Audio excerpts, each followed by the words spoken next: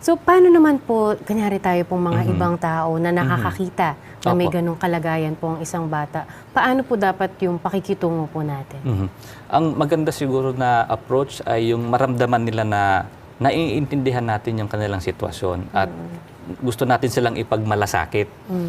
Simple lang naman pong gawin yun eh. Yung halimbawa, may nakita tayo sa public na mayroong nagkakaproblema kung nagtatantrum sa halimbawa yung anak nila, nagkakaroon ng meltdown, iyak ng iyak.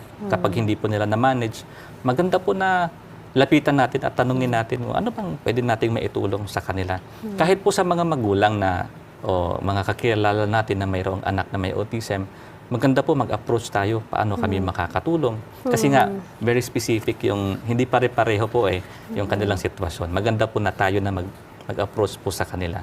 Kahit yung magbigay ng space po sa kanila kapag yung bata po ay, nagtatakbo-takbo o kaya kailangang ayusin ng magulang yung bata o kailangang bigyan natin sila ng space para po sa kanila. So, mas okay na ma-avoid na lang yung assumptions, yung Opo. judgments. Tama po yun. Lawakan na lang natin yung pag-iisip natin na yun, na simpleng bagay po, no, pero ang laking support po na maibibigay Tama po dun yun. sa magulang na may anak na may Opo. autism.